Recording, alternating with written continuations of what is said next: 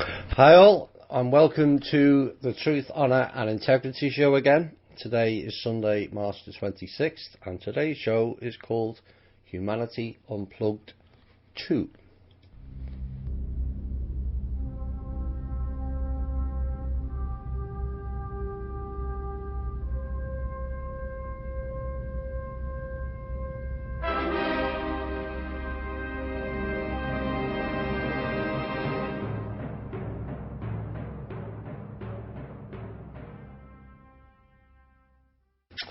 Hi all, and welcome again.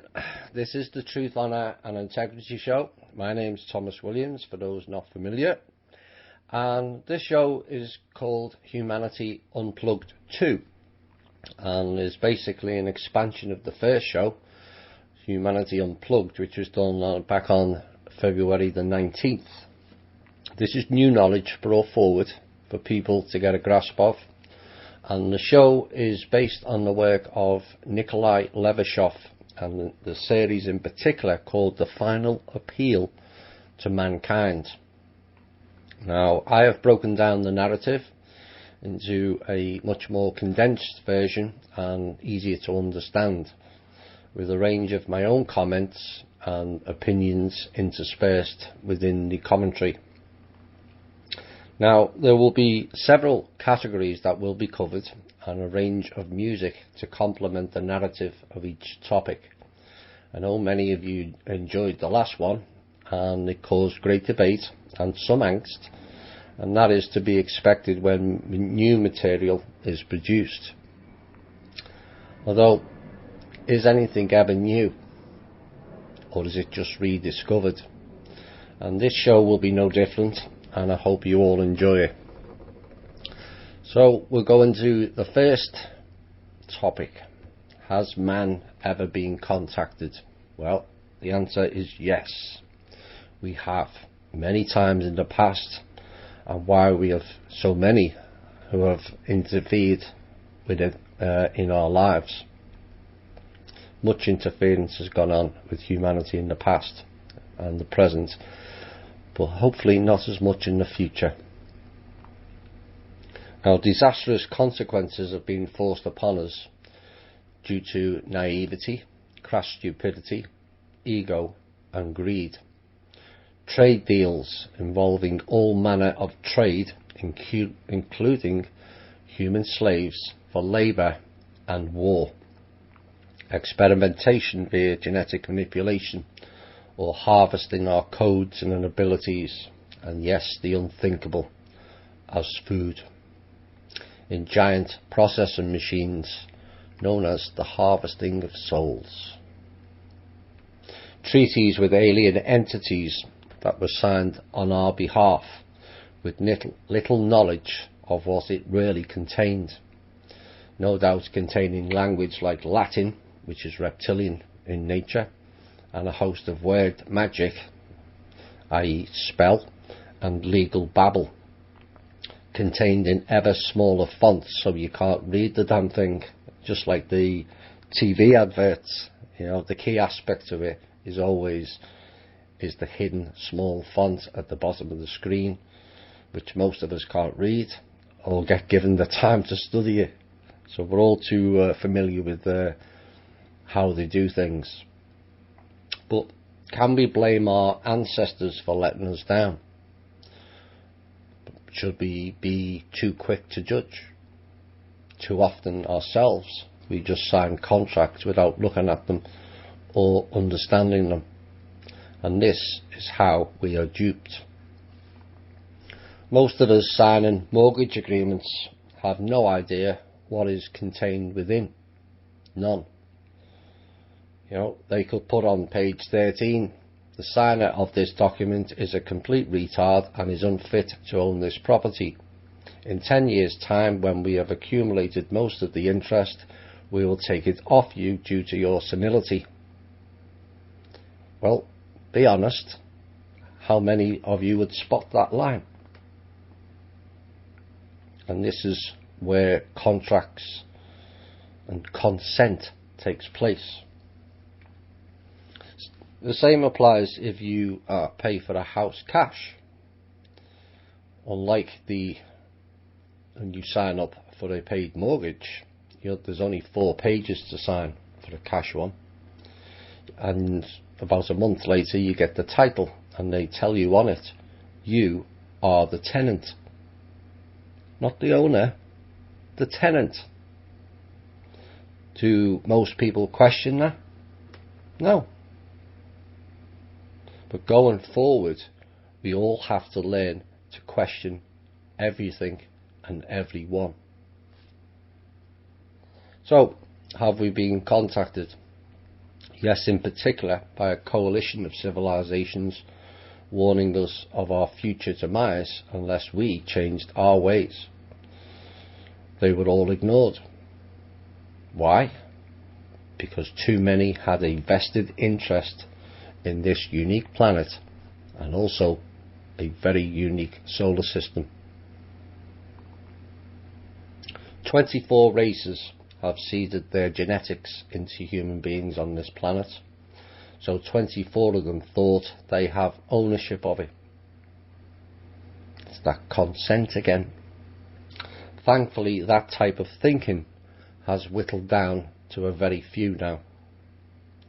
Galactic or universal trade is one of the main problems we face, and why some ETs and humans won't allow disclosure, knowledge or participation by the general public, and to me that is insidious and a deliberate hampering of our progress for this species. Too many of the so-called galactic councils are basing their collective ideals on protecting trade than actually aiding the various beings to actually progress. That has to and will change. The third contact made by a galactic council was back in 1929, and it gave dire warnings of our future, which I mainly covered in the first show. We have been bombarded with messages from outer space from beings wishing to make contact, but our technical ability to read them at certain times was not up to speed. Even now, we are still using primitive technology to transmit signals via radio waves when they use telepathy and holographics. ET even told us what signals to use in a crop circle done right next to a radio transmitter around 20 years ago, for those of you with longer memories, right in front of it. And it wasn't radio waves. Very soon we are going to have a massive change on this planet, where levels of learning and knowledge will rise exponentially. The point is, we have to do this or we will fail as a species, classed as stillborn in our development. We have to complete our learning here and venture out into the stars like we should have done a long time back. Well, in my opinion, we were hampered or blocked from doing so. But these times present us with what appears to be a last chance saloon act. It is high time our whole species came together for a common goal, the protection and development of man and this planet. Now, it's going to be a monumental task, but it's done much easier if we're all on the same page. That means quit competing in all levels of our lives, and an end to the need to be important, to a desire to do important things for the benefit of the all. So you who are still asleep, wake up before that sleep becomes eternal. In Jesus' day, there was still time to postpone awakening. This is no longer the case. We have run out of time. We at THI, Truth, Honour and Integrity, have been learning to know ourselves through doing shadow work and inner work, clearing out the traumas of our past, pulling them into the now and hopefully processing them and letting it go The reason being was stated by Socrates: to know the world, you must first know yourself. How and why can you attempt to know everything outside of you if you don't know how you yourself works or operates? This show, and more so the previous one, covered who and what we are, how and why we are here, and now how we are going to develop. The whole key to our development was said by Jesus the following: ask and it shall be given to you, seek and ye shall find, knock and it shall be opened unto you. For everyone that ask receiveth, and he that seek shall find, and to him that knock it shall be opened.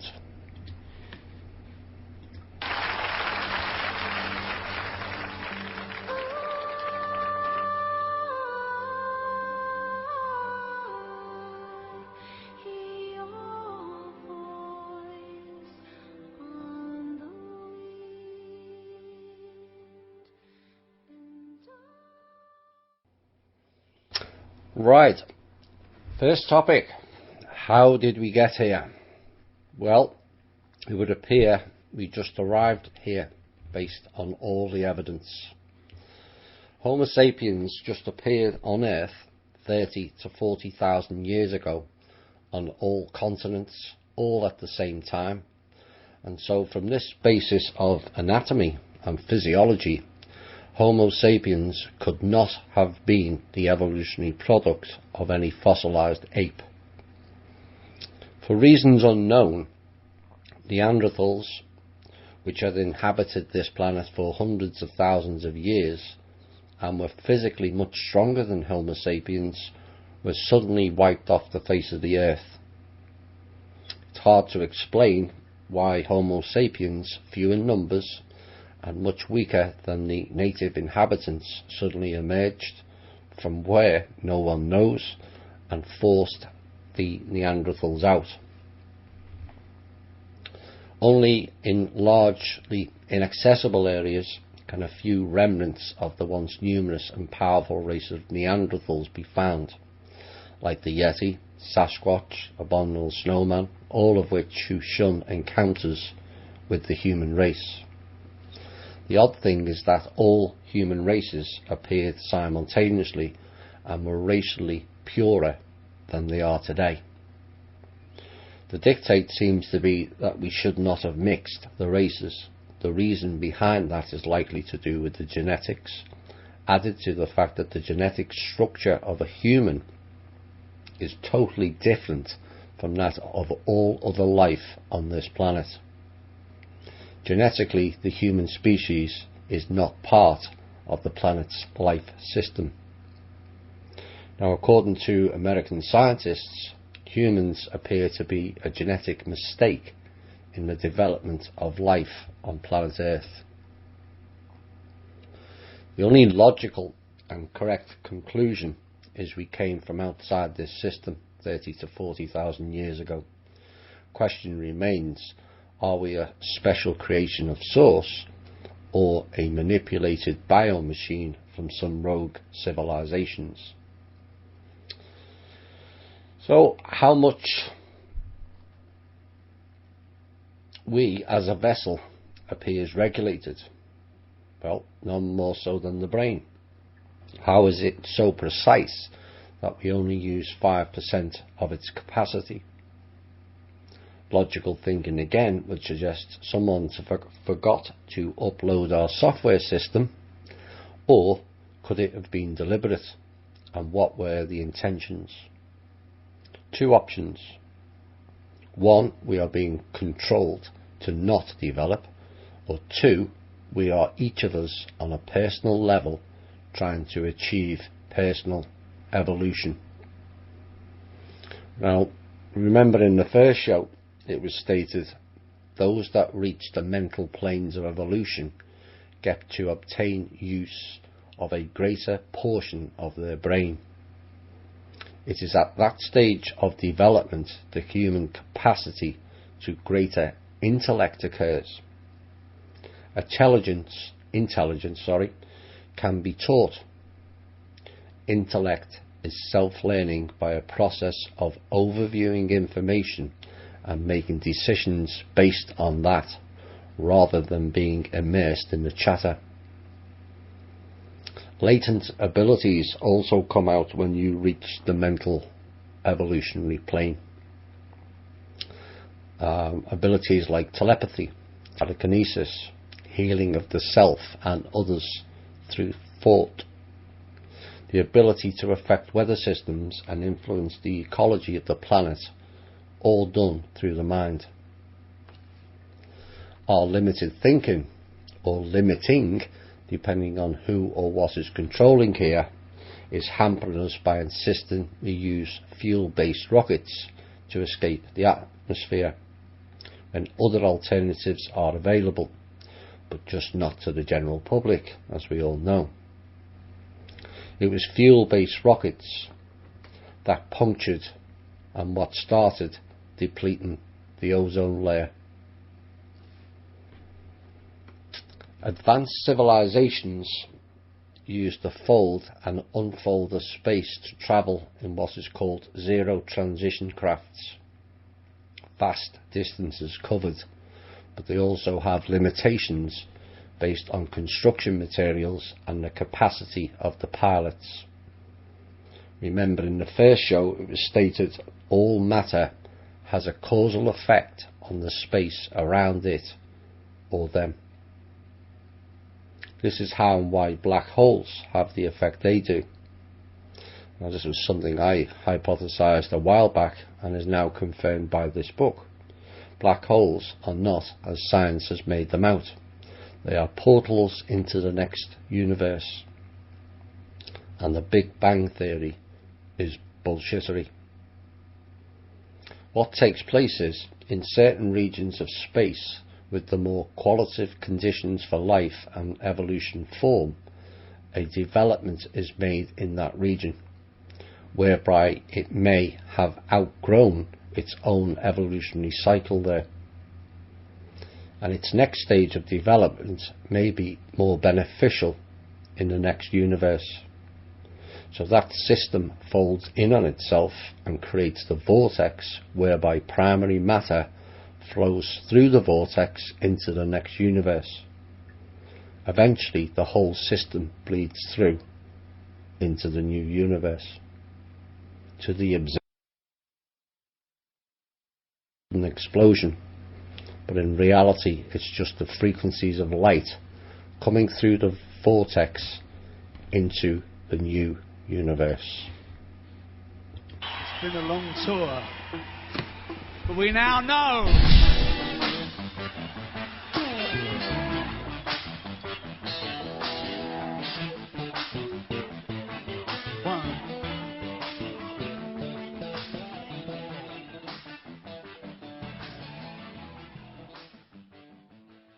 Right, next section is called Space Travel and the Experiment, and it all starts at the micro level.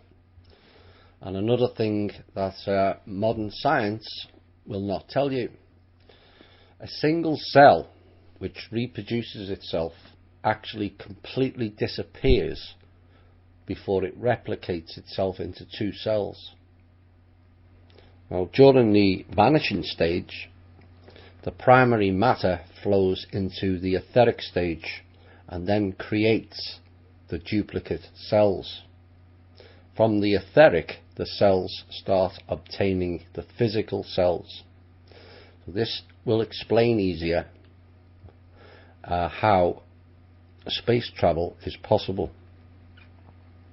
Once we have the knowledge and grasp how primary matter flows back and forth through the various levels during accumulation of the cells, then the understanding of this leads into grasping how interstellar travel is possible. It is from this process that leads into the how zero transition craft can be developed to go from point A to point B in little to no time, via a parallel universe to the destination. These craft are biometallic in structure, composed of DNA and RNA with heavy metals to provide the bond for the craft. The composition of the alloys required is a crucial aspect to provide the stability for the whole craft and its occupants. The combining of these two enables the craft to create enough force to enable a curvature of the space around it, enabling travel not only to other planets but also other universes, with the right amount of primary matter flow between point A and point B. So, what controls the craft?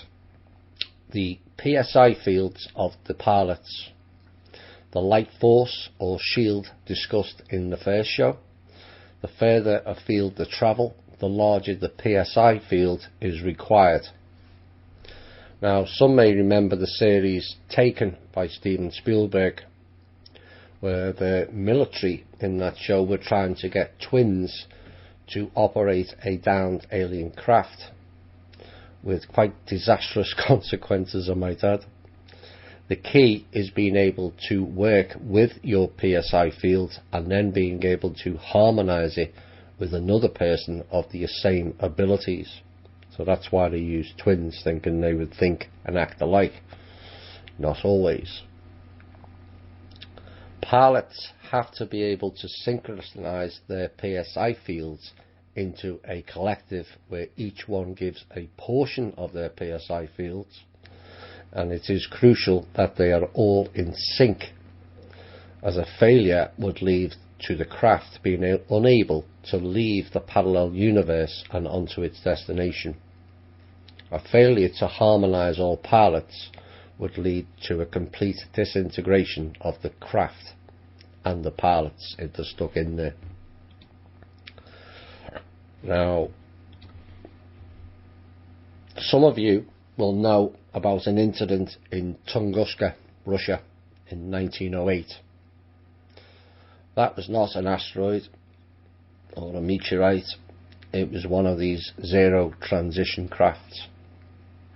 And this is why no fragments of comets or asteroids were ever found.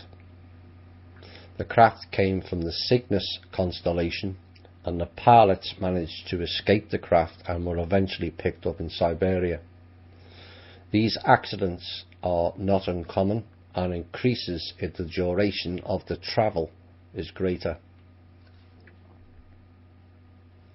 As a side note to that incident, it was reported by people in the area that blue lights came up from the ground like a pencil light and hit the object, and that is what caused the crash.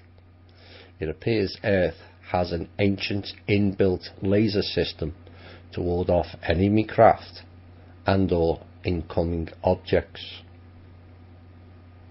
So you wonder why they don't invest in tracking them. It's already tracked. Now, the pilots for the zero transition craft are 4 or less for medium distance and 6 for longer distance travel. The more that travel, there is an increased chance of their PSI field not harmonising. Now, it's only very advanced civilizations that have the ability to do this travel. We are not advanced enough to do this. Most people are unaware of their own field, never mind harmonising it with others. We have craft here that can travel the stars in a more linear fashion that requires a fuel propulsion system. Until we as a species acquire the knowledge and understanding of this material, we are always going to be limited in our growth. Now, this issue is not just for here. It's been a multi-universal issue due to the limiting factors of developing certain heavy metals and also getting sufficient people in the particular species to a knowledge level to be able to understand the PSI field and then have the ability to harmonise it with others. This has slowed down growth in the majority of all intelligent life. A collection numbering in the billions decided to work out a solution to fix this problem and eventually agreed to enact on the solution. The solution was to try an experiment with 9 planets, with Earth being one of those selected, by artificially accelerating and monitoring of life on the selected planets.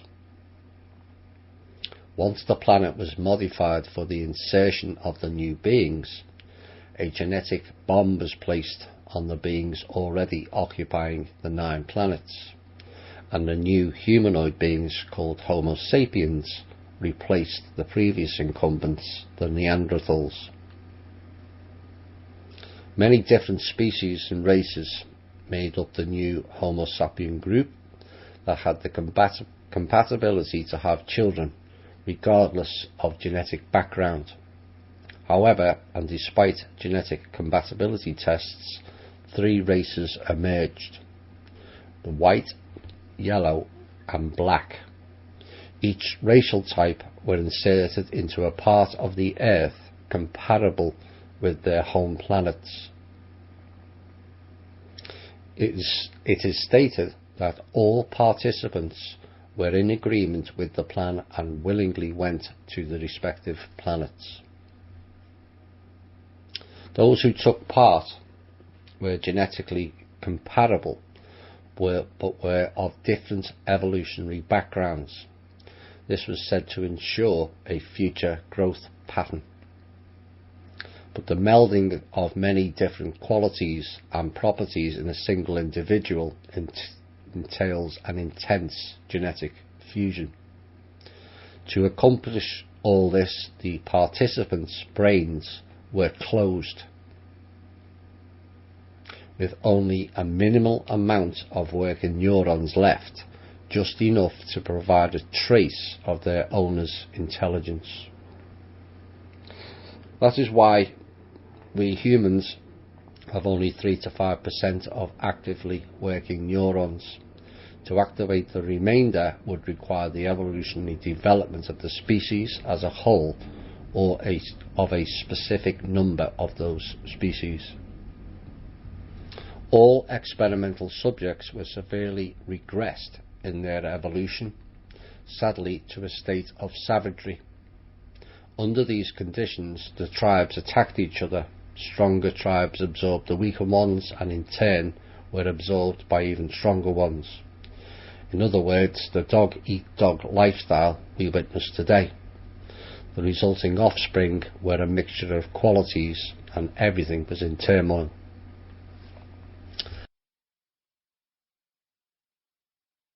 And still continues to the present day. Those who started it have kept it under constant surveillance and never allowed it to stop or slow down, mostly without interference, but in certain cases it happened to be more obvious. Some of the direct influence to improve matters in the past were special humanoids, but not gods, as they were worshipped as such. Big mistake. They're not gods, they're just different. These people were known as Prometheus, Zeus, Athena, Diana, Gaia and Apollo. They operated from Mount Olympus with a technological dome over that region that didn't allow access from the outside for the mortals.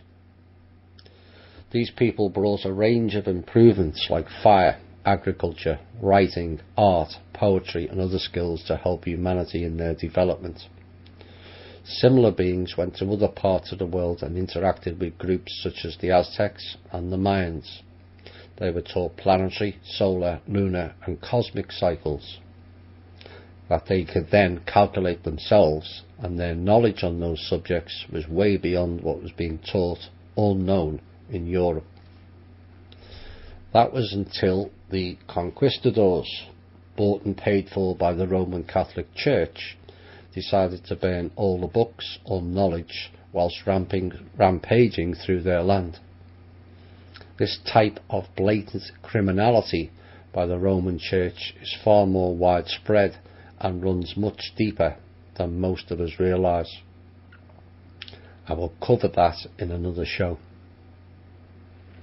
For those that don't know, Christopher Columbus was funded to come here by the Roman Church in league with Spanish royalty. Columbus never founded anything. There is evidence of others being here way before Columbus was even born, never mind arrived. The Templars in 1000 AD, Welsh in 500 AD, Chinese 200 AD, and the Polynesians in 1 to 200 AD. The Irish were also here, as why would the name Nova Scotia be named? Nova Scotia means New Ireland. That's Ireland with an I-R-E, not I-S, land. Ireland was once named Scotia. That was the original name of the country Ireland. So the only thing Columbus founded on these lands was tyranny. He and his entourage started the desecration of these lands and its peoples. Whenever these special immortal beings showed up, either in physical form or non-corporeal, a new cradle of civilization occurred in that region. Unfortunately, other beings showed up who were not aware of the experiment, or others came here for their own ends, which has muddied the waters here considerably and has led to a massive downfall here. For those who passed the experiment and elevated the Earth evolutionary cycle, a permanent base of operation for them was established near Tibet called Shambhala. Shambhala has the same transparent dome that exists over the region as well. There are strange anomalies that occur in that region that prevents penetration through the dome by the non-initiated. So, if we want universal space travel for all, we must all come together as a planet to kickstart real growth. That process must be started off soon if humanity is to progress. We are massively underdeveloped on many aspects of our lives, and the sooner a real education takes place on this planet, the better. This transition would be difficult, but not insurmountable with the right amount of funding and effort. I feel it can be done in 2 generations. Classrooms would have to be home-based computer teachings for a while until teachers are actually trained themselves. Maybe virtual reality classrooms might be a way forward, which would be interactive based on the child's needs and abilities, rather than the one-size-fits-all approach currently.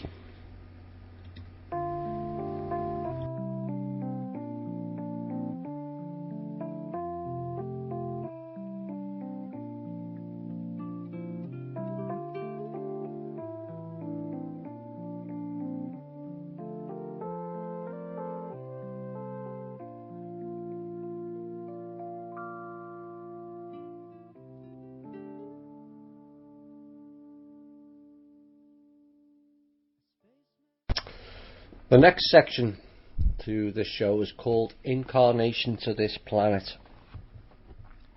From time to time, we have had other special beings here on this planet to teach us how to grow and also how to escape this AI construct. A highly developed cosmic spirit would come to one of the higher mental spheres of Earth to be incarnated on this planet.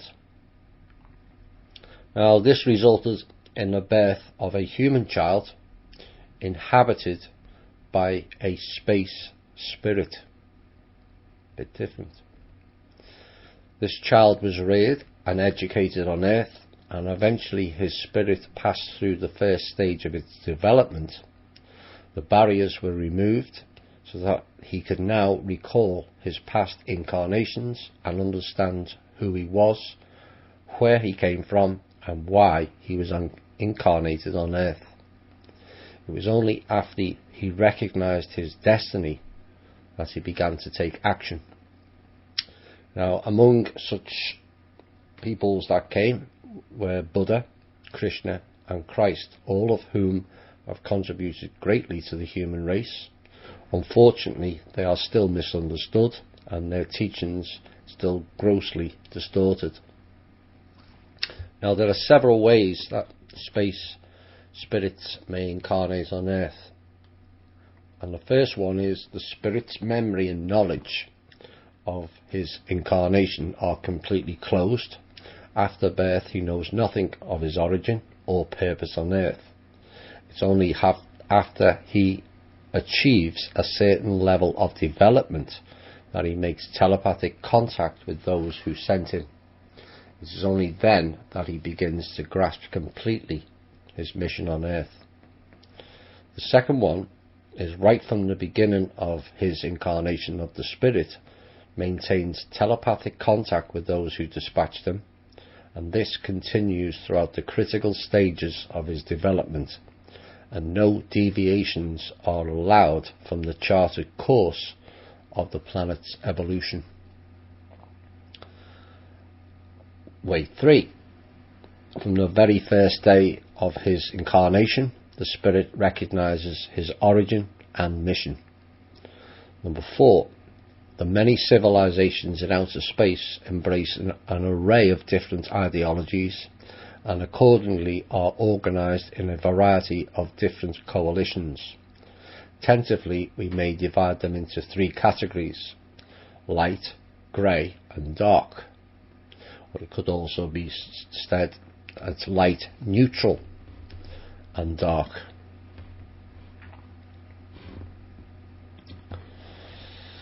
The light civilizations adhere to the code of space laws following the basic tenets outlined below. So these are the actual space laws that supposedly all should follow. A.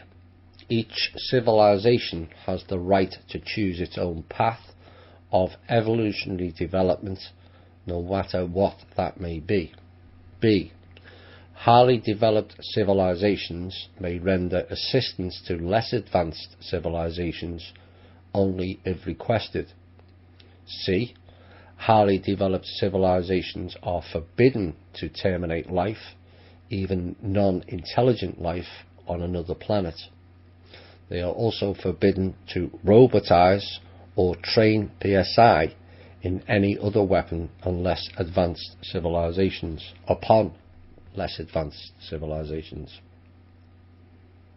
D. Highly developed civilizations are forbidden to apply any measures other than precautionary against members of less advanced civilizations. E. Use of violence against members of less advanced civilizations is permissible only if the latter's actions would lead to a major disaster. The extent of the violence should be kept to a minimum. F. The use of holographic, camouflage and deception is strictly forbidden and punishable. Penalties include nullification, that is, total obliteration of the spirit as well as the physical body. G. No civilization may perform experiments of possible detriment to another civilization without the latter's consent. H. Highly developed civilizations are forbidden to transmit knowledge to less advanced civilizations that may be potentially dangerous to others. I. Every civilization has a right to join a coalition or to develop independently. Now, the grey or neutral civilizations do not feel bound by any of the laws which the light universes observe, with the exception of the provisions of C, F, G and H, which they do observe. Dark civilizations feel they are above all laws, recognizing only the law of might. They will do or use anything whatsoever to implement their ideas and achieve their goals. The Earth experiment owes its beginning to a huge coalition of light civilizations. However, during certain phases of its evolutionary development, the dark civilizations have intervened and transformed Earth into a civilization like their own.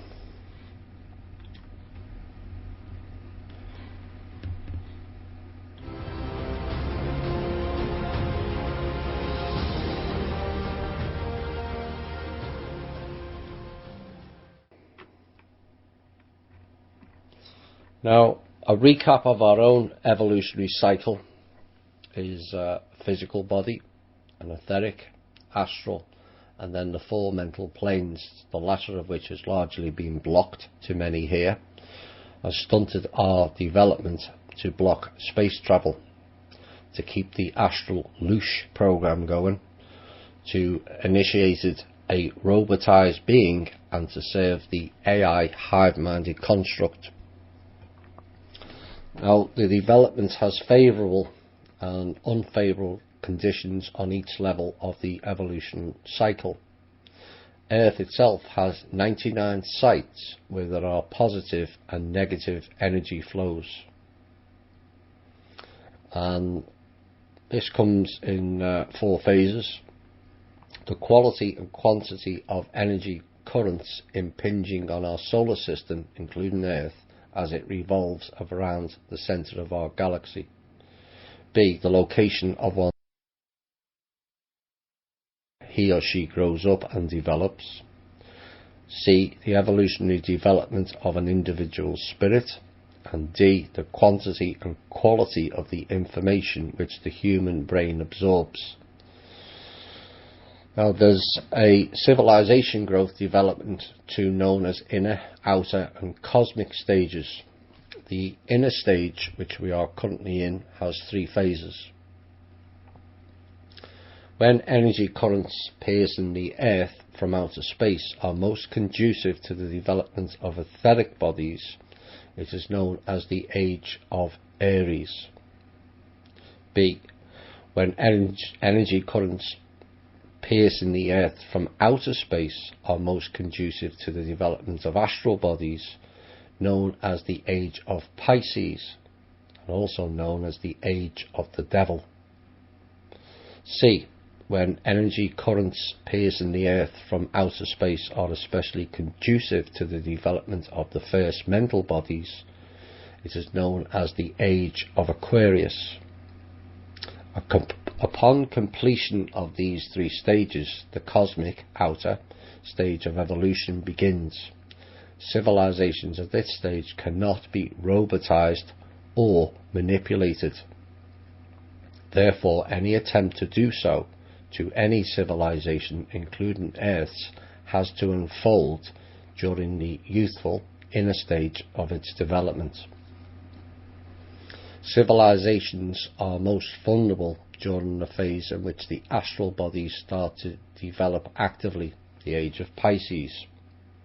At this time, astral bodies are mostly unstable and can easily be blocked for the purpose of producing biorobotic structures. It was precisely during the age of Pisces that the Earth's hybrid civilization was bombarded by astral generators located at the 99 nodes of incoming energy currents. These generators created an energy structure that ensured the birth of humans with inborn susceptibility to robotization. Only spirits on a high evolutionary scale had sufficient potential to restore the normal structure of their bodies and their further energetic development. But these people were largely physically terminated, bereft of opportunity to achieve a new qualitative level or to expose and destroy the robotic structure. A human born with a defective physical structure and energetically primed for robotization can easily be tuned in to the control system. It merely takes certain patterns of education and upbringing, which demand absolute obedience to those in control. To this end, the moral codes and the philosophy of the dark civilizations were invoked. This was achieved by mass confusion, a complete distortion of the truth, altering of history, denying us a true knowledge base, but also alienating or eliminating anyone who dared to stand up and question their version of truth that was presented to us. Our education system completed the process. Once they got sufficient numbers into the robot state, they then used their PSI field to manipulate and totally control the unknown public. PSI weapons have been in use on this planet for thousands of years, and yet it's hardly known anywhere. One of the best kept secrets the Dark have at their disposal. PSI weapons were used heavily in Germany and Russia, with devastating consequences. Mass-controlled systems were used there, and how the masses just all went along in a hypnotic trance like zombies, with their delusions of grandeur, was impressive until the final toll of human sacrifice was totalled up. The Nazis cost this planet 50 million lives. Stalin's form of communism over a period of 74 years cost Russia 100 million lives. Many of these people were cultural, artistic, music and art-based peoples. In other words, those of a high evolutionary development. They also intervened with nuclear weaponry, which decimated many villages and towns in Russia in 1814 through 1818. As those peoples had a high proportion of developed abilities and knowledge, these people were known as the Rus. If a person was able to evolve to the point of achieving harmony between his etheric, astral and mental bodies, the psychic weapon has virtually no effect upon them. This is why certain groups were hunted down. The Rus peoples, the Romani, the First Nations, those that were classed as heretics, witches, psychics, scientists and known light warriors, to eliminate any chance of development. The cost of lives through the ages for this runs into extraordinary numbers, and yet they still have not been able to take us all. An extraordinary achievement for all of us who are still standing. Remember your name.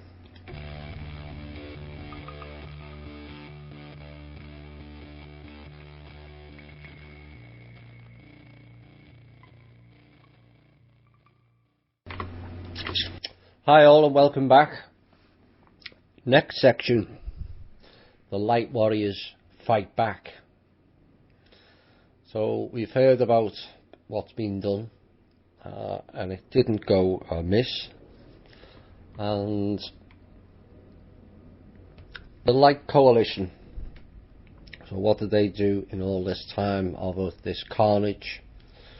And people may feel that we've been abandoned and they have left us and the grand experiment to wither and die. But this has not been the case. They have sent some of their brightest sons and daughters in an attempt to redress the balance. Now, the best known of these beings is known as Jesus. But Jesus' real name was Radomir. It couldn't possibly have been Jesus at the time, because the letter J didn't come into the language until the 14th century. His real name was Radomir, and Jesus was around in 1050, not 0 AD.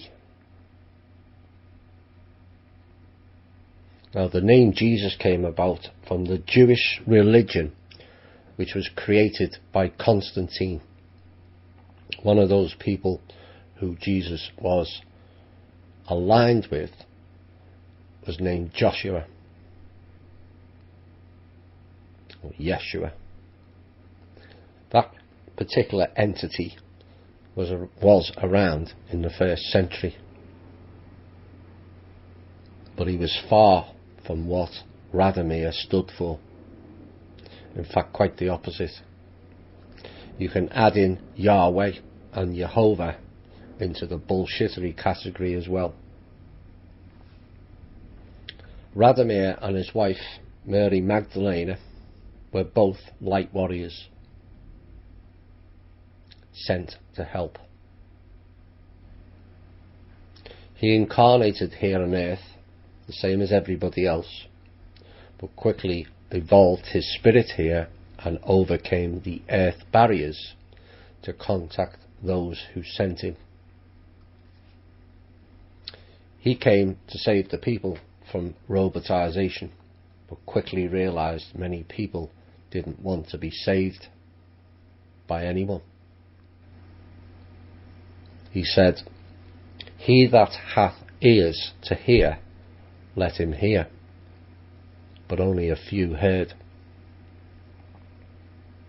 He summoned people to the light, to the truth, and most importantly, to the knowledge. He opened their hearts and people began to see clearly. He achieved this by simply removing the robotisation module from the solar plexus and the heart chakra. But unfortunately, few at this time understood this. As the deception fell away, people suddenly opened up to the truth, towards the good, and no longer wished to do harm unto others.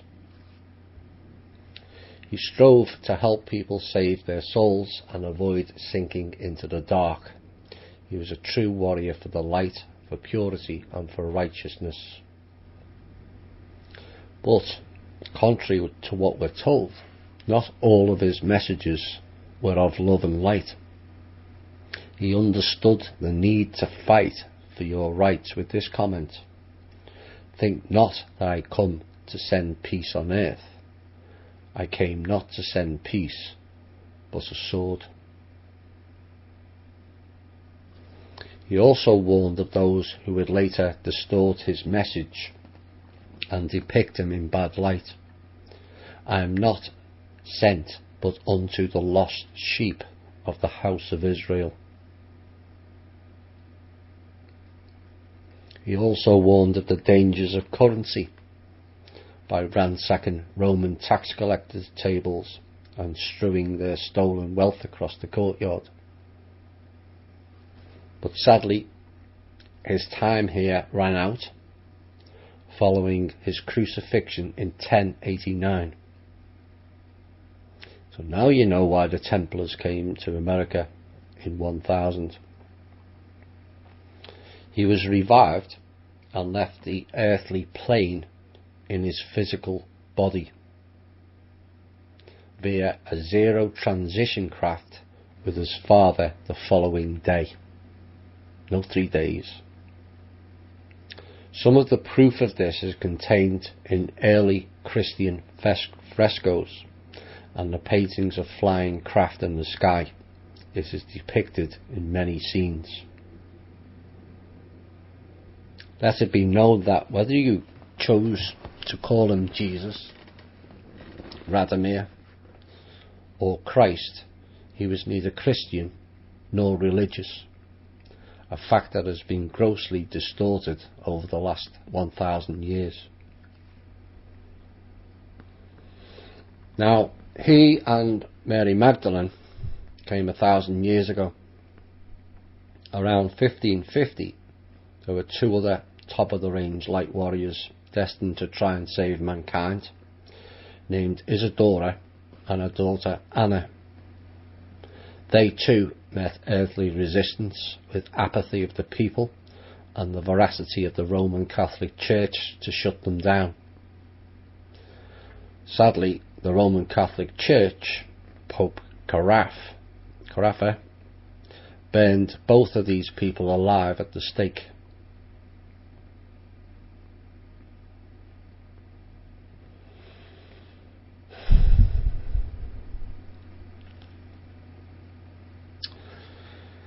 I may cover that in greater detail in another show. Suffice to say, my own opinion of the Roman Catholic Church is one of utter contempt, and no good has ever come out of that organisation.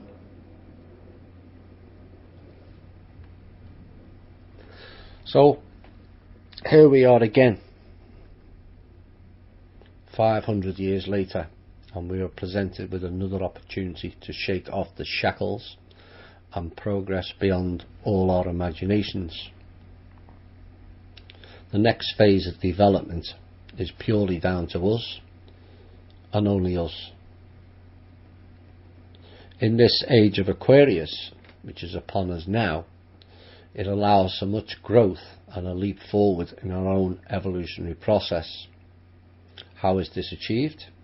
It is achieved by learning and accepting a whole new body of knowledge and information, thus avoiding destroying ourselves through our own stupidity. As we venture forward, we must absorb the new space knowledge if we are to survive. Much of the groundwork has already been done with the removal of the astral generators in 1989, the soul traps, the soul cubes, the loop system, and the AI and its construct, the veil, and many other exotic tech and trickery that has been used there also. Will we be ready or fail like our ancestors did in Christ's times? Big question. The age of Aquarius is here. That will bring forth previously unknown knowledge and a growth spurt of spirituality, which if done correctly will lead to a powerful surge in mental and spiritual development. We are also being assisted with the energy wave. That has been coming in bursts since 2002, when the Earth's energy currents and those from outer space are in harmony with the genetic structure, forming an energy resonance. The growth of a people or a nation is truly astounding when that takes place. One nation starts playing an active role in the historical arena, which culminates in a golden age of statehood, culture and economy. When the structure of energies shift, a gradual recession ensues, a twilight of the nation or people following the stage of rapid growth and ascendancy. Another nation or people whose energy currents are harmonious with their genetics then takes centre stage in the historical arena. Now, as one fades, another one pops up. It depends where the energy is flowing on a particular point on the planet. Each era in the history of the human race has its characteristic quality and structure of the energy currents impacting the Earth's surface from outer space. Therefore, during the various epochs in mankind's history, different types of genetic structures have endured active evolutionary progress. In the course of each, energy currents show a certain spectrum of changes, causing one or another population of a particular genetic type to embark on an active evolutionary development.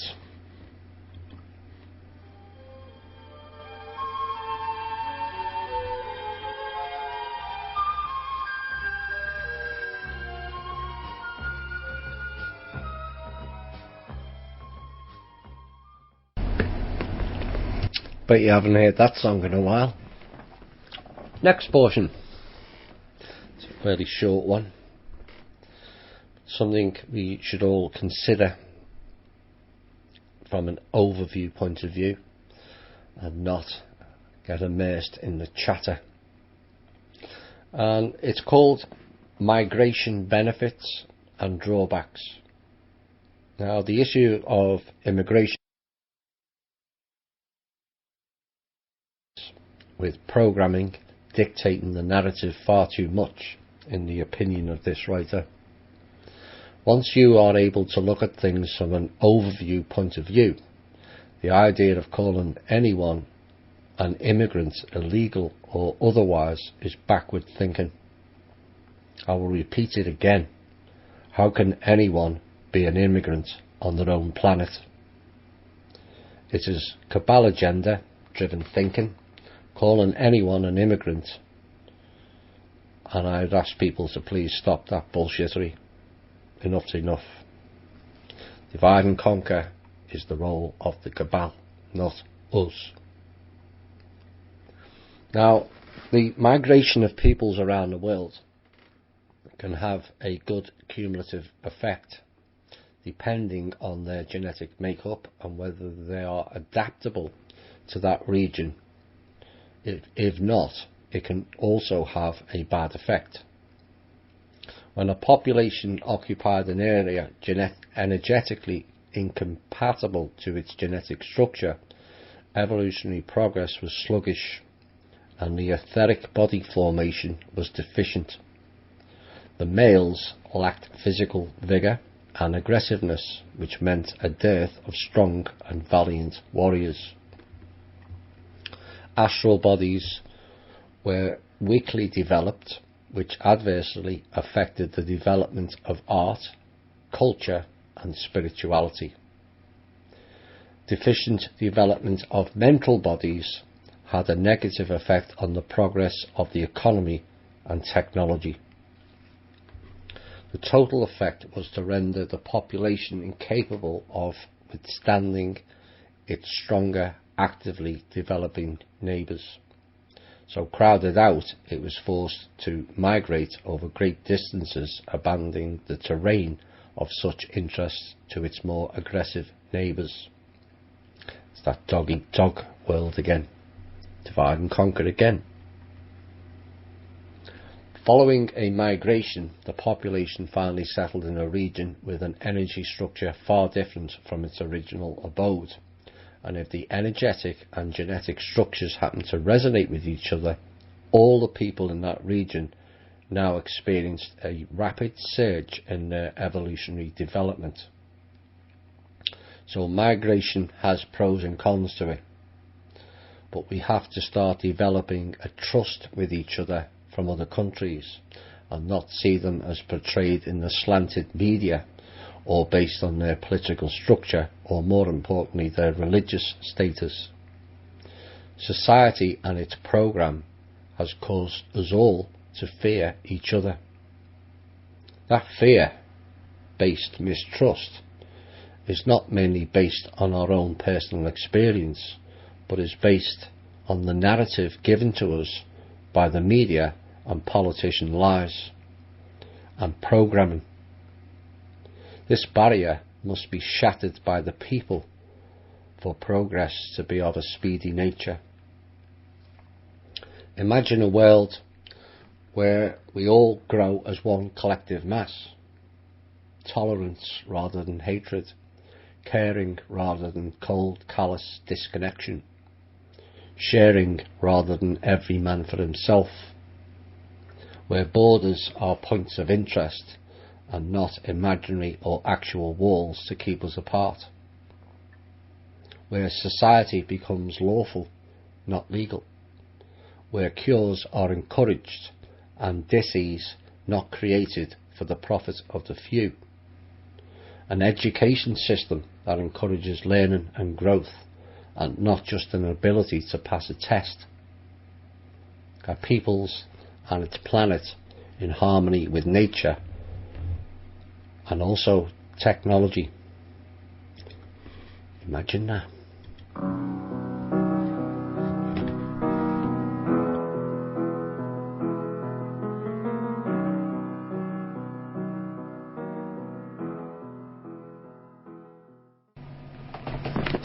The legend and the fellow Scouser John Lennon. Imagine indeed. It's not really that hard, is it?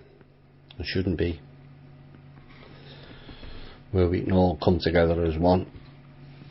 Anyway, this next section is about illness, and there's a reason I'm going to be covering this, because if we're to develop the way we need to do, we have to start understanding about what impacts us on our sight fields and our everyday lives. So this next section is called illness, and to start with, we have to classify the various types of illness, and there's 4. Genetic disease is the first one, transmitted to an individual through the parental genes. 2. An acquired illness, which an individual contracts in the course of his lifetime. 3. Ecological disease, resulting from the impact of adverse environmental conditions. 4. Karmic disease, diseases which the spirit brings with it from previous lives.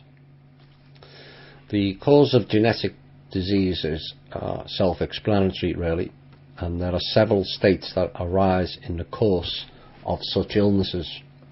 A. Infections which invade the body and develop inside the host. B. Defense reactions of the body's immune system, active phase of the disease. C. Secreted toxins and metabolic waste products discharged into the body by the infecting agent. And D. Structural changes in the diseased organs and the systems. In the initial stage of disease, there are not that many intruders in our bodies, so the alert system to the brain is not yet activated. It requires a certain level of virus/bacteria or metabolic waste to trigger the brain response to the invasion. This is known as the incubation period. Now, just checking. Once sufficient of the bacteria accumulates and some toxins enter the bloodstream, then the brain kicks in. And the first line of defense is to increase the body temperature, as toxins cannot survive in temperatures above 39 to 40 degrees centigrade, which is 102 to 104 Fahrenheit. This we know as the fever stage, and this should be listened to very carefully. Any attempt to lower body temperature at this stage is actually counterproductive. That's not what most of us were taught, is it? Now, there are 2 exceptions to lowering the temperature. If the temperature goes above 42 centigrade, 107 Fahrenheit, as there is a danger of proteins in blood coagulating. These are when blood clots form and can have disastrous consequences. And the second one is when the body on its own cannot regulate the temperature. So 102, 103, 104, 105, and I don't know whether just need to be kept to kill off the virus. That's basically what's happening to us.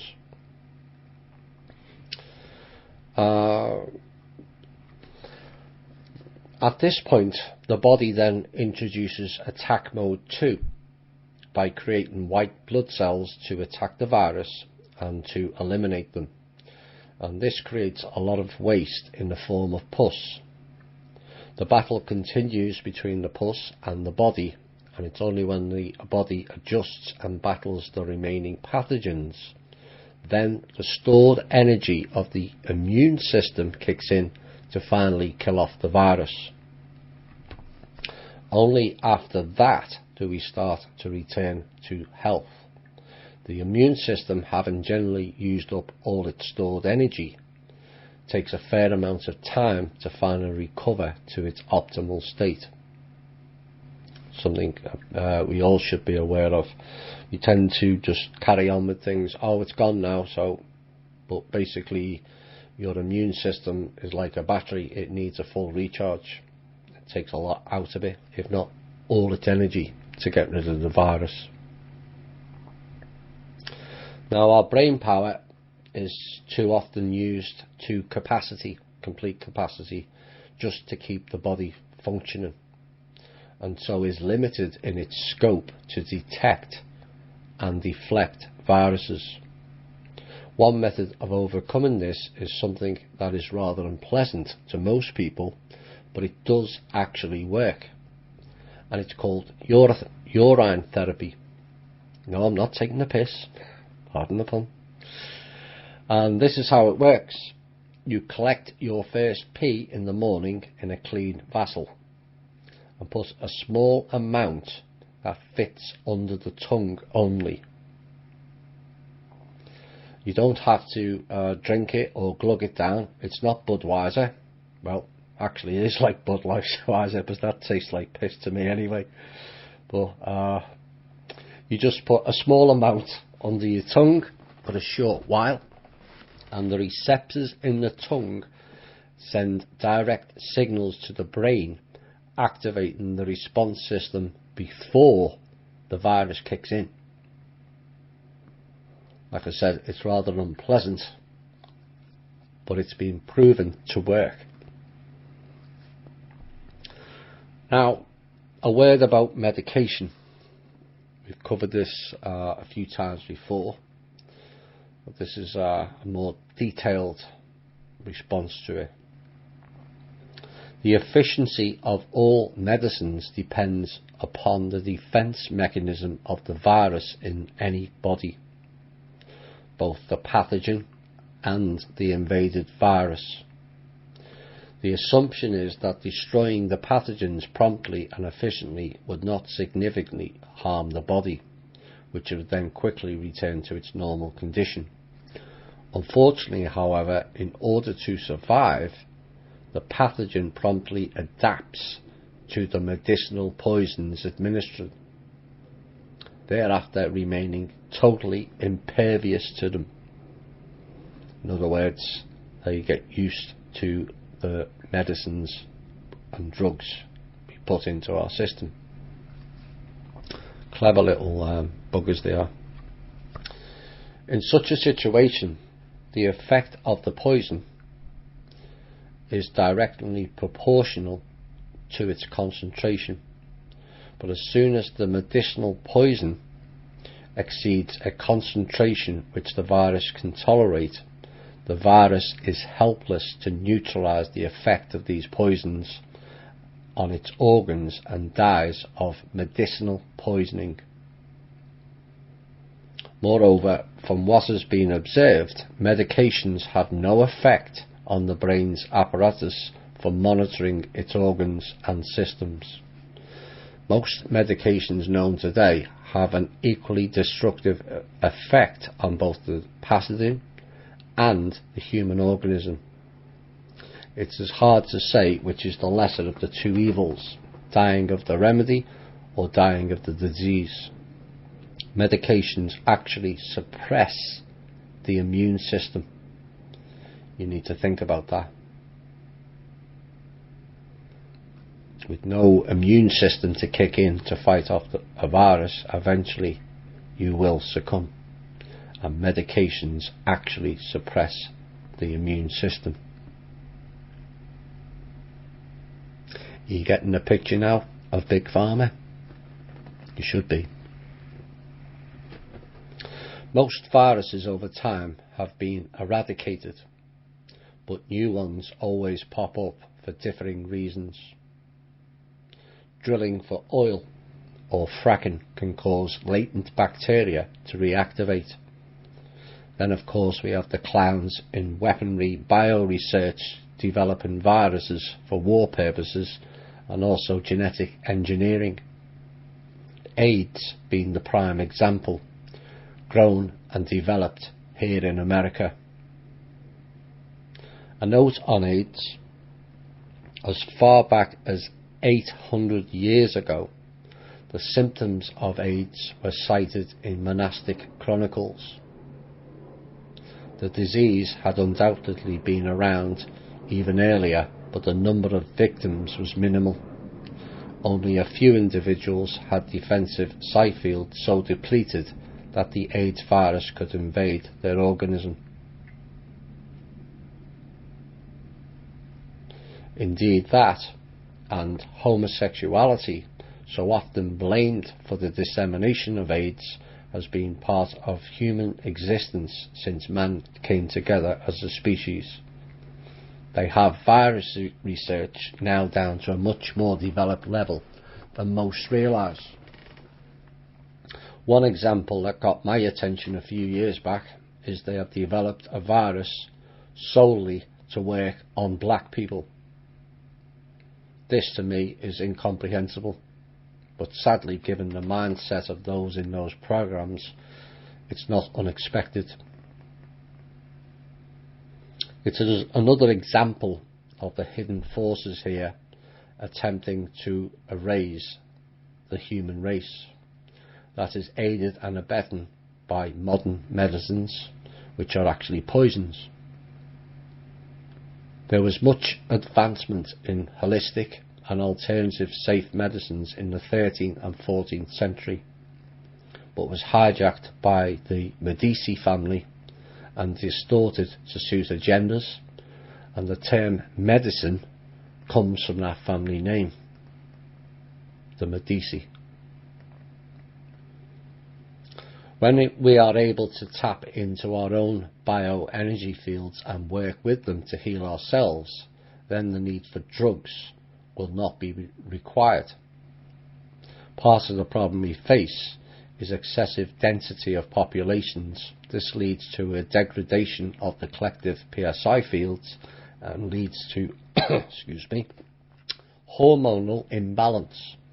In males, this leads to sexual function issues, leading to premature and widespread male impotence. Doctor, please.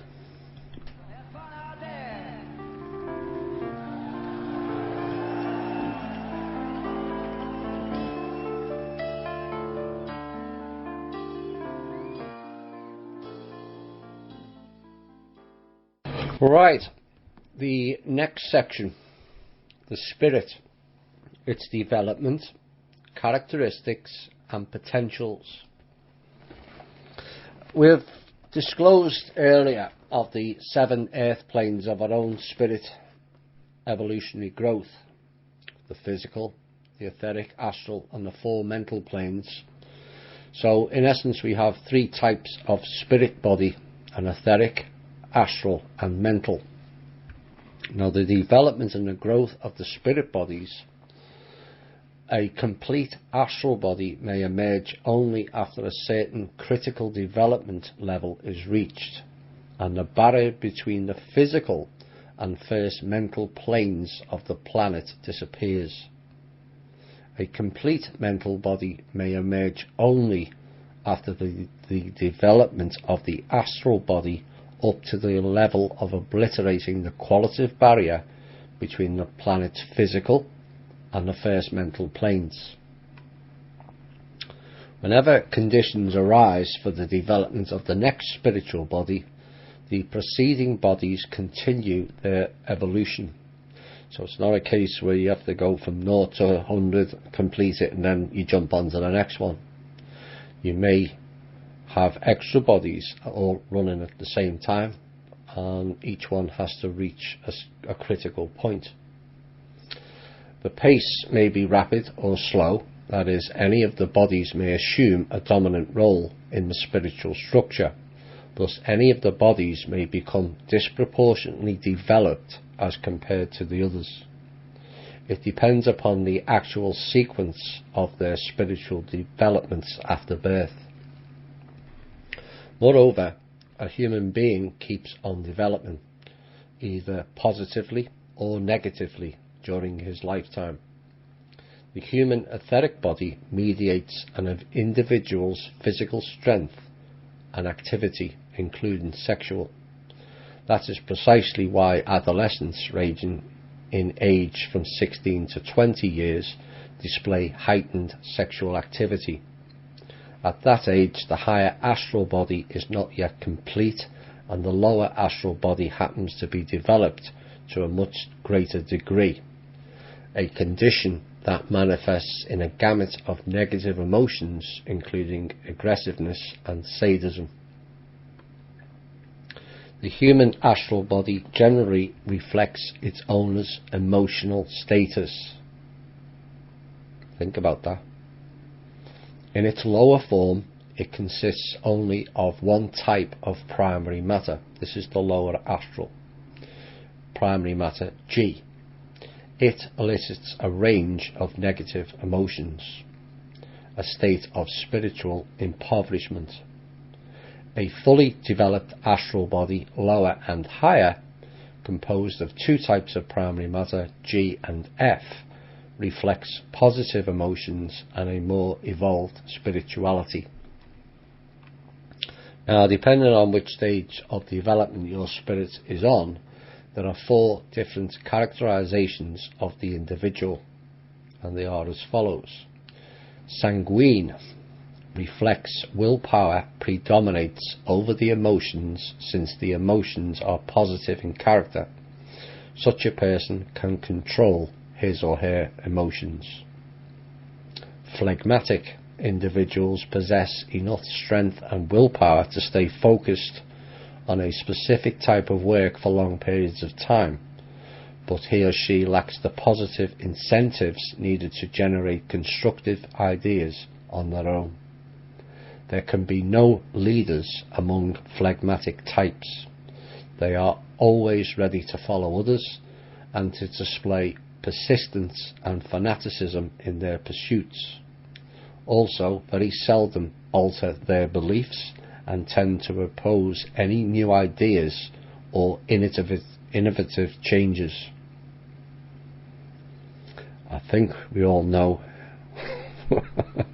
many phlegmatic types, I have to add. Melancholic personality. Such an individual is emotionally unstable, passive, and prone to extended periods of depression, often triggered by quite minor problems. The depression stems from the fact that the negative emotions resonate with the energy structure of the lower astral body. This sets up an active link with the negative energy currents for extended periods of time, which the subject is unable to switch off in order to return to normal. Choleric personality generates a plethora of positive emotions around him, emotionally easily altered or changed. He shifts from one feeling state to another, but since the structure of his astral body is out of harmony with negative effect, he cannot sustain any negative emotional state for very long, but bounces back to an upbeat mood quite readily. Moreover, a choleric individual is easily ignited by ideas, but lacks the willpower and persistence to bring them to fruition. If whatever he is engaged in fails to reach a speedy denouement, he quickly drops it, only to be swept away by the next new idea. Now, it is the astral body that dictates much of our development, characteristics, moods, and evolvement. It is impossible to define a real fixed set of characteristics, as things are so flexible on a day-to-day basis. Many of you will see bits of each of yourselves in all four categories, but perhaps not define one. This is down to each individual constantly changing and developing throughout their entire life, and accordingly the qualitative structure of his spirit also changes. Now, just as the physical body requires rest to restore its capacity to function, so do each of the spiritual bodies. Our physical bodies operate on a 24-hour clock. The spiritual bodies operate on a clock also, but it's based on days rather than hours. The etheric is 23 days. The astral body is 28 days. The mental body is 33. The second mental is 49 days. The third is 74. And the fourth mental body is 100 days. Now, there are impacts each day on our PSI field, and the weakest point is between midnight and 4 a.m. Other weak points are at the full moon.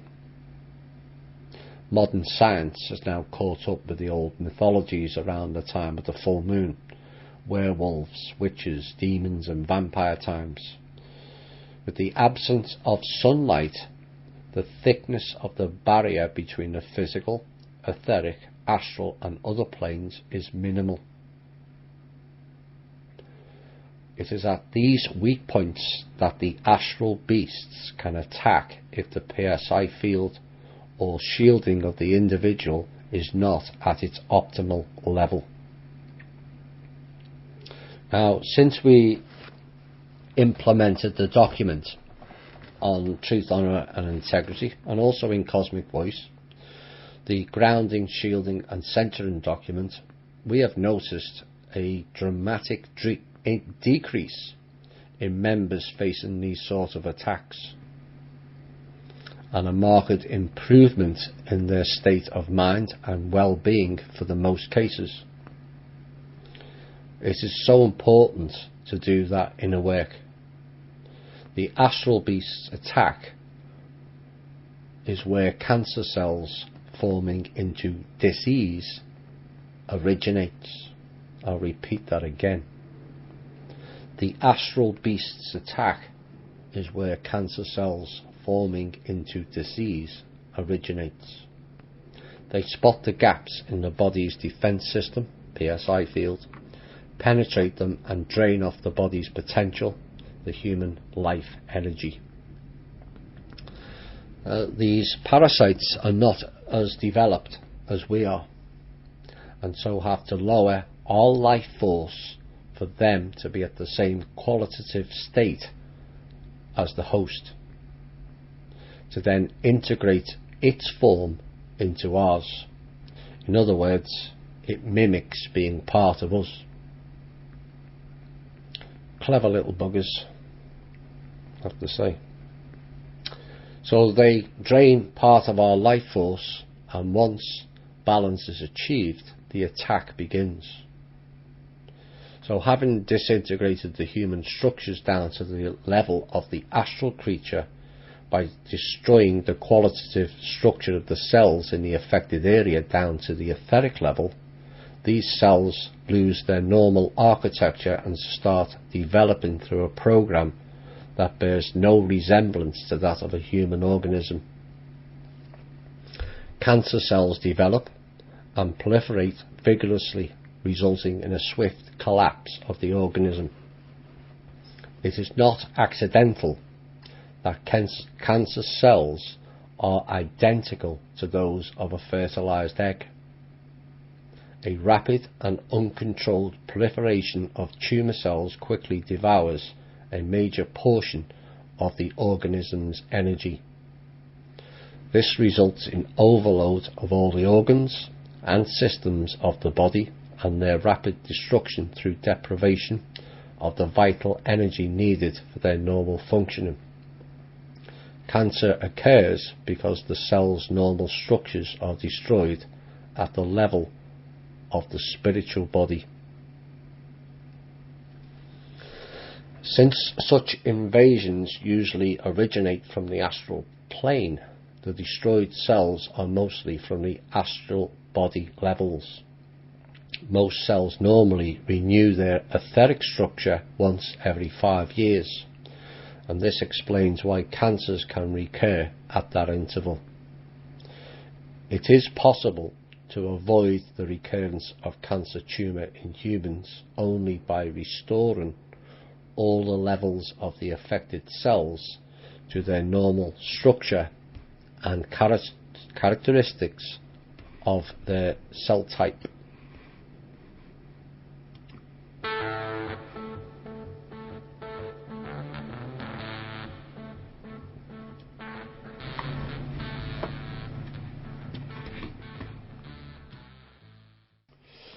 Next section: human or non-human entities invading the body. So as we humans are vulnerable to attack from spirit entities known as non-corporeal, or the more commonly used term as archons, and this can be achieved via the etheric and astral levels, a weakened immune system, infections, injuries, the full moon, 12 to 4 a.m, that's midnight till 4 a.m, channeling, yes, channeling, all of it, and also yoga via the opening up of the chakras without sufficient shielding are ways the body can be taken over. If the host is sufficiently weakened, they can be completely overtaken by the invading parasite, whereby the parasite can become a new version of you, a mirror. Examples of this can be a change of appearance, but it's most noticeable through changes in people's behaviour, mannerisms and or habits. The host becomes erratic as they suspect something is wrong with them but have no idea they are being controlled. Schizophrenia is often an example of the body being taken over.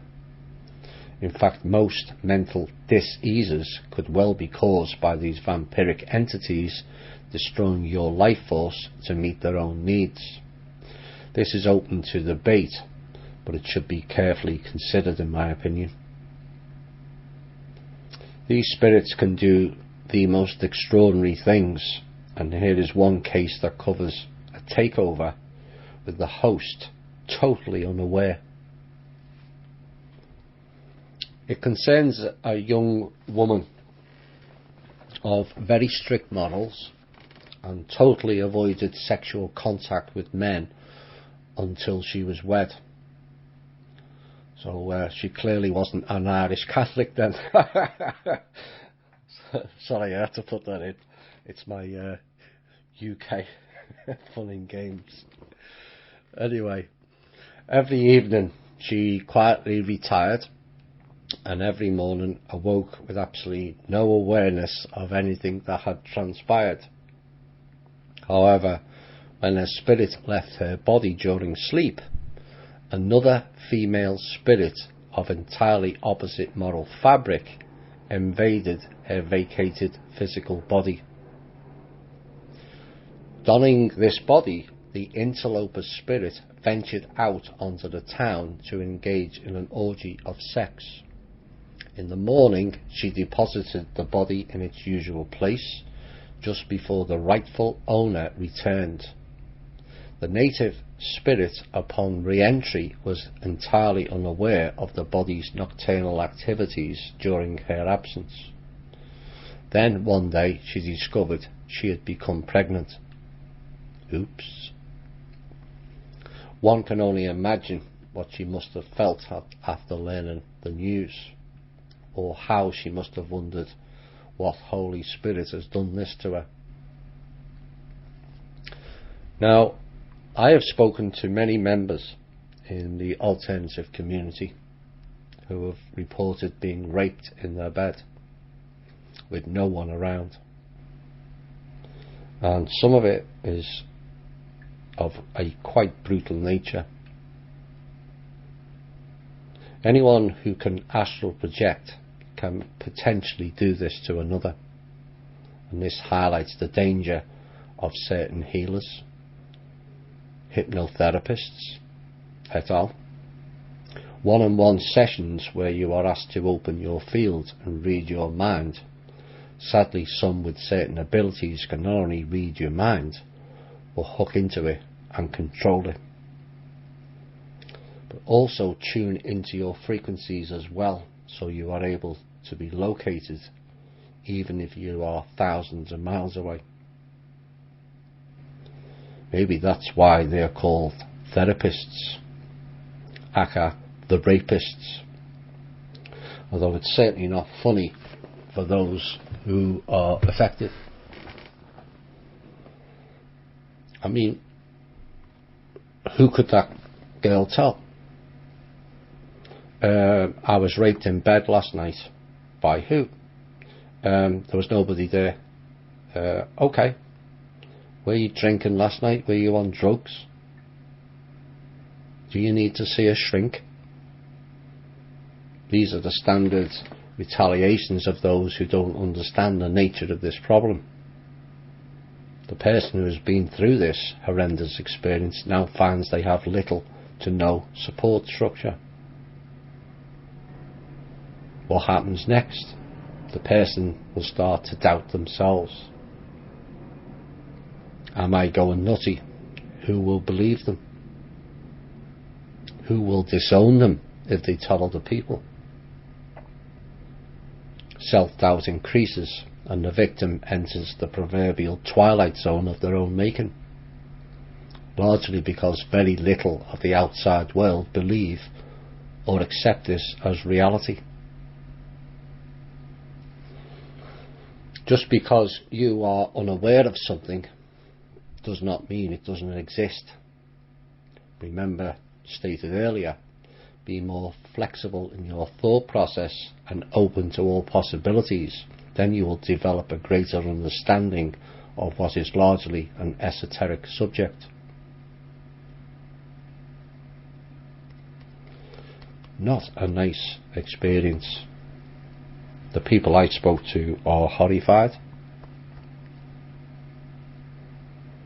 They don't know who to turn to, who to trust, who will believe them.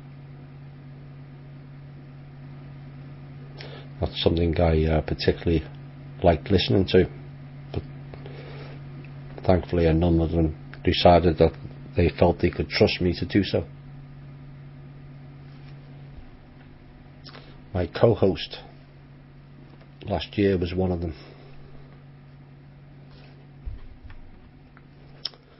A word about sleepwalking. The phenomenon of so-called somnambulism is an incomplete possession of a physical body by another spirit, whereby the invader cannot completely take over somebody else's brain and gain control over all the brain and bodily functions. It affects only the primitive structures of the brain, which manifest in the unconscious, automaton-like movements of sleepwalkers.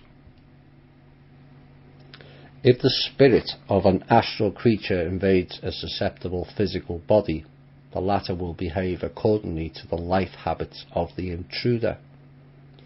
And if in its own physical body and prior life it preyed on or devoured animals, the preempted body will behave exactly the same. insofar as the capacity of the human body enables it to do so. This is exactly how humans became werewolves. Certainly the human body does not change into the image and the likeness of the astral creature's spirit, only his actions are under the control of the creature. Sadly, the capacity to see invading spirits belongs to only a few individuals whose brains possess a qualitative structure that enables it to receive information, including auditory and visual, emanating from the other levels of the planet. Maybe those listening would care to ponder, would you like to be able to see, sense outside of the 5 senses we normally use?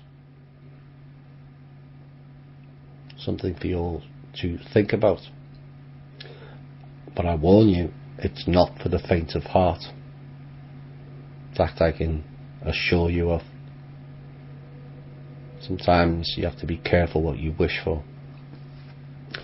Gremlins, dark elves, aka Batman. Not like Batman, is Batman. Large brown Sasquatch types, Jesuit watchers, shadow men, to name but a few I have seen or experienced.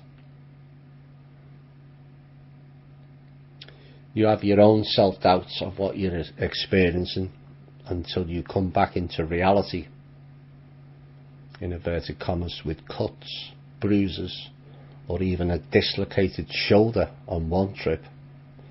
That injury lasted 9 months before I fully recovered. As we mentioned, werewolves.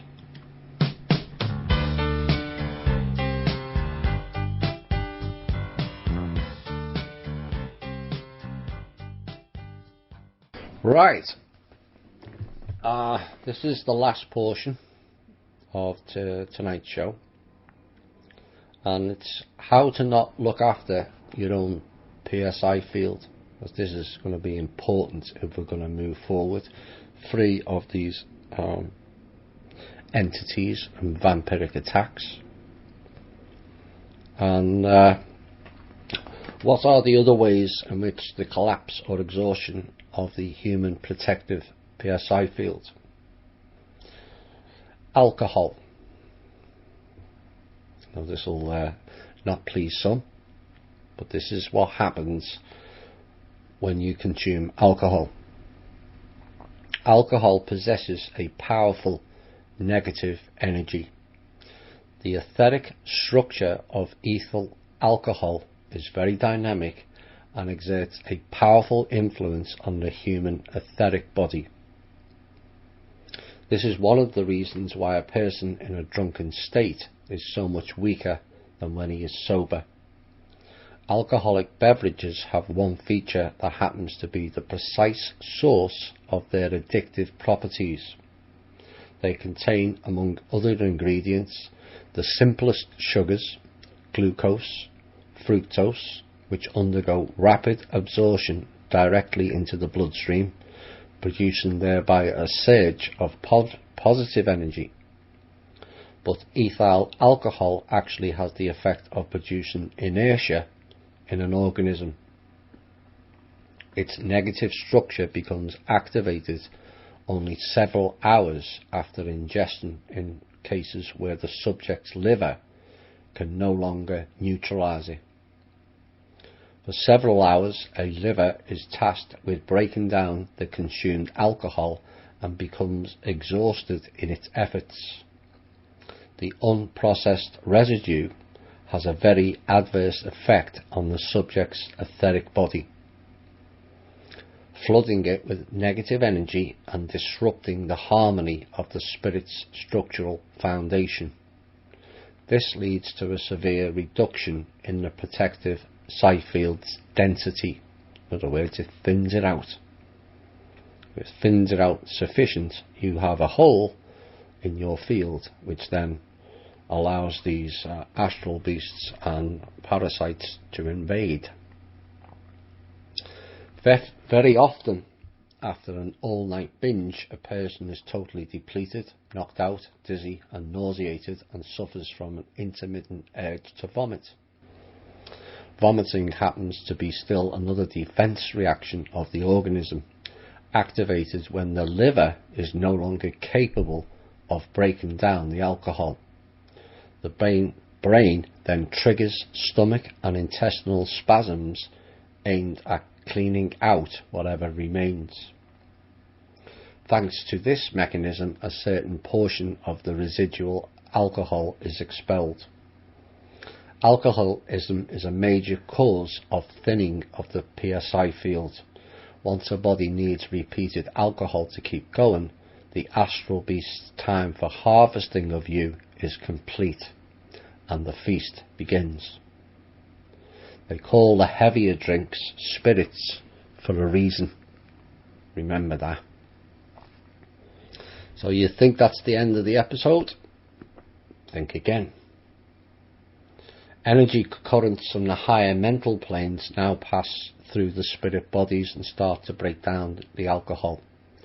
However, since the cerebral neurons at this development stage are not prepared for such a process, their already developed astral and rudimentary mental bodies undergo progressive destruction. All are evolving, taken away by alcohol. Basically, that's what it's saying.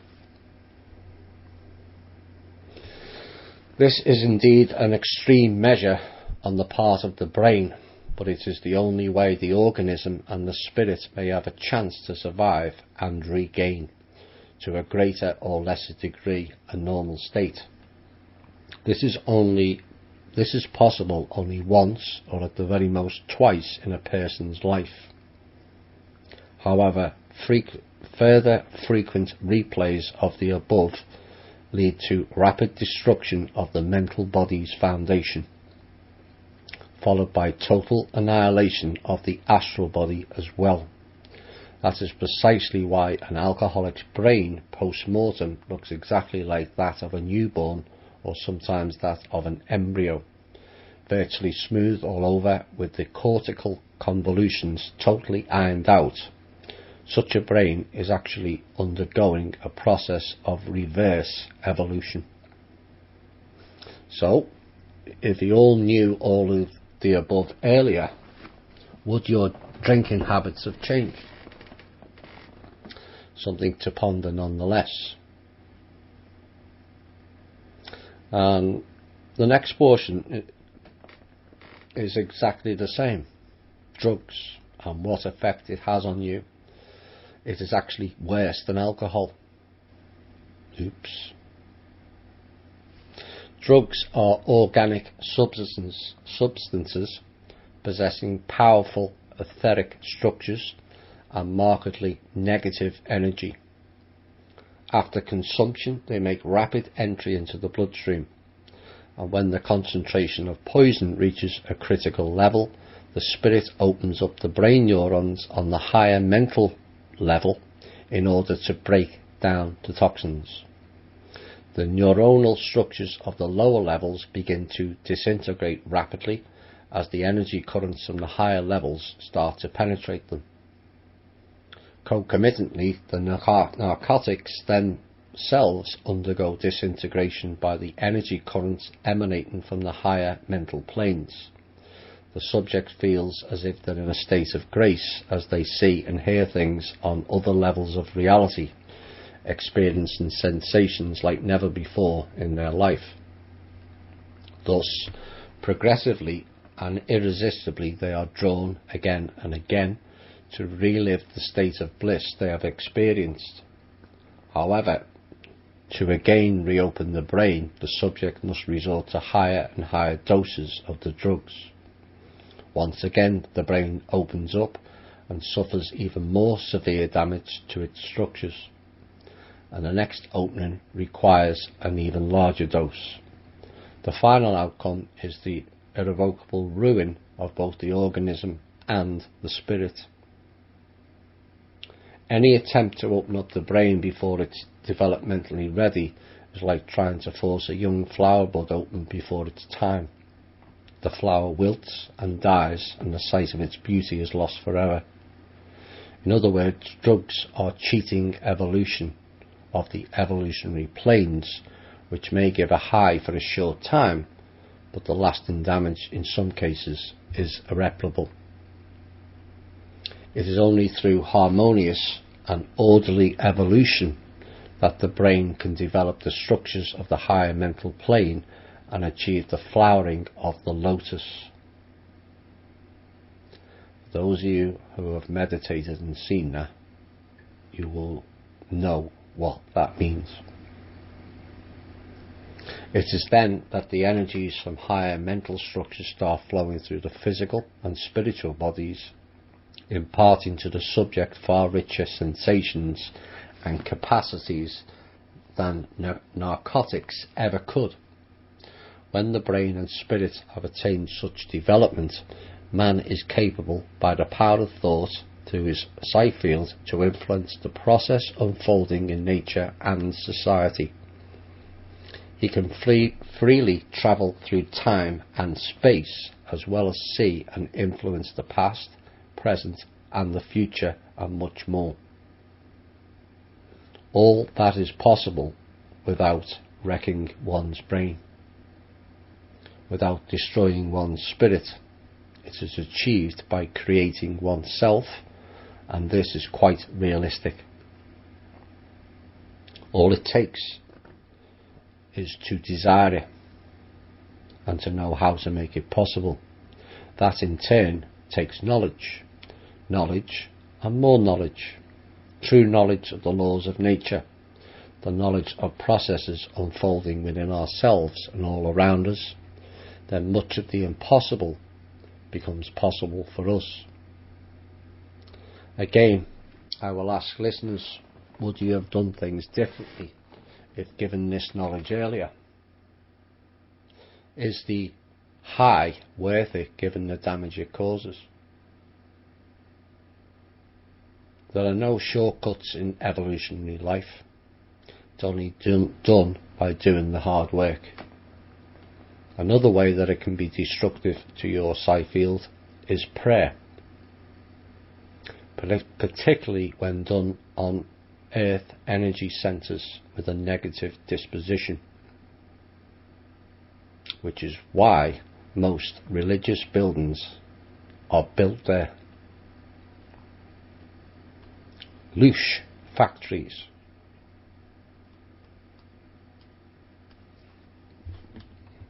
What the act of prayer is saying is you give your life force over to a higher power. Prayer and thought goes out through the crown chakra, which has to be open to deliver the prayer. Oops. There is the opening for the vampiric entities again. Prayer to the Lord. The meaning of the word Lord gives it a clue to the intention set. Lord equals rule over, have domain over, domineer. It is the Hebrew name given to the fraud Yahweh. Like most of the changes around that time, the Lord's Prayer was introduced in the 14th century. They seem to have introduced a lot of bullshittery around that time. A higher power? Well, in this writer's opinion, there is no higher power than yourself. Period.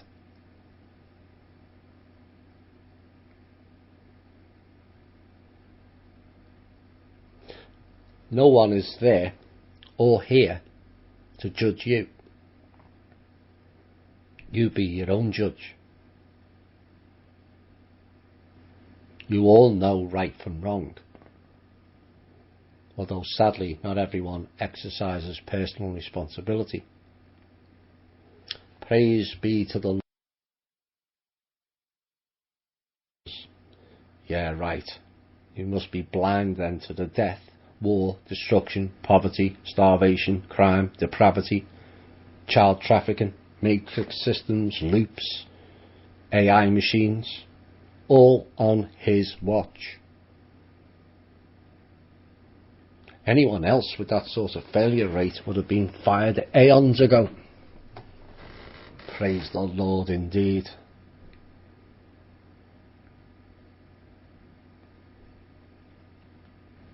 Seems we need a new sitting on the cloud management team.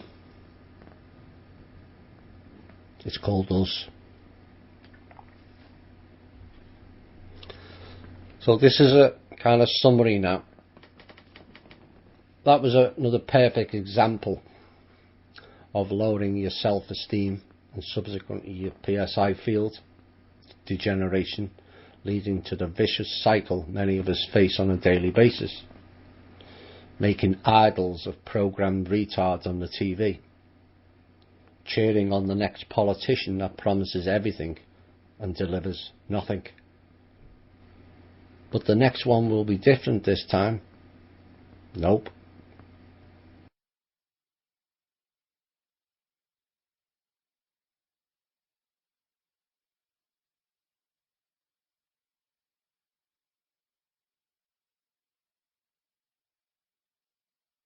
Fear knowledge and deep understanding, more critical thinking, more questioning everything. Learn to be flexible with information. Things change. New information comes forward, so don't stick to it rigidly, as that incidentally leads to stunted development. Those that think they know all about a subject, whether they are right or wrong, have just inadvertently blocked off their learning curve. Remember how I described the truth bubble and how to expand it. How can you expand it if you think you know everything? Always leave open possibilities, as that leads to growth. Eventually you'll get to a position where information you require finds you rather than you searching for it. That possibility is not open to a closed mind. We at all times believe we are right on everything, but that does not then end up becoming a defence mechanism for ourselves,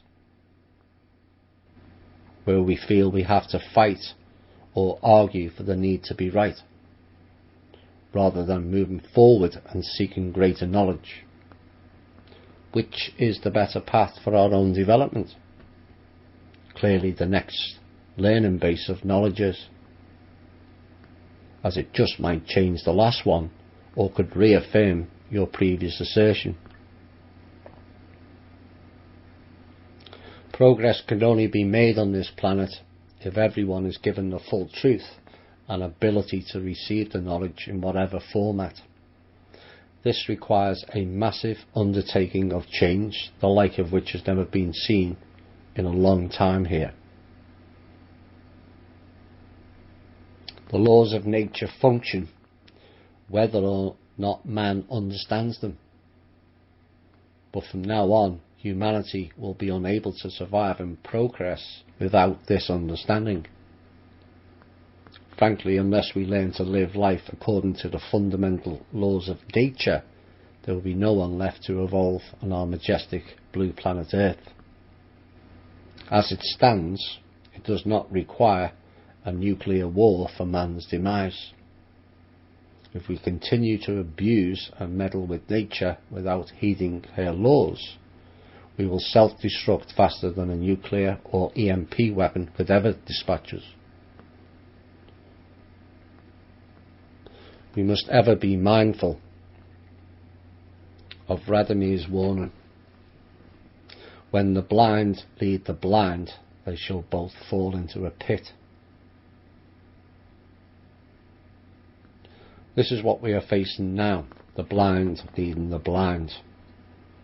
But there are many here to help currently, and much progress is being made on that front. Perhaps more than most realise. For our part, many would do well to go through all the leather shaft materials and get a greater understanding. I have only covered the bases here as such. There is much more to learn. Read through the Wingmakers material, also 1 through 5.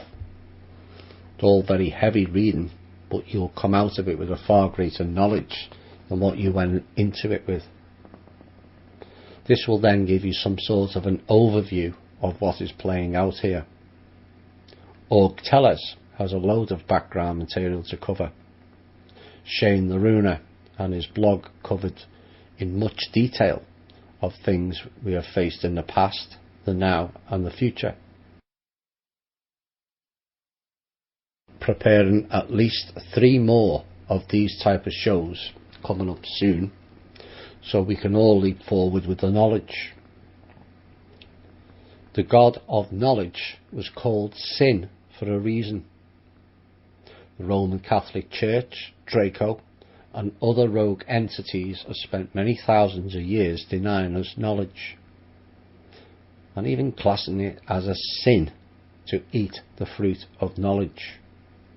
No, it is a crime to not devour from the knowledge base, and more importantly, act upon it. Knowledge becomes wisdom only after it's been put to practical use. The bigger picture often mentioned, but sadly too few realise how big that picture is or what it fully entails. Only knowledge gives you that understanding. We must continue to do our inner work, deal with our shadow sides, get rid of the trauma-based energies we carry, get rid of our inner fears, remove all baggage, the great purging of ourselves. Once we have all done that, they have no leverage over us anymore. So then we can all go forward with a clear head, clear heart, clear body, and a clear spirit. The sands of time tick down for the Cabal and their minions on our doomsday clock. It ticks closer to midday. Their doomsday clock is midnight as they operate from the dark. Ours is midday as we operate from the light. Someone mentioned earlier, it's amazing we're all still alive given what they've done. It sure is.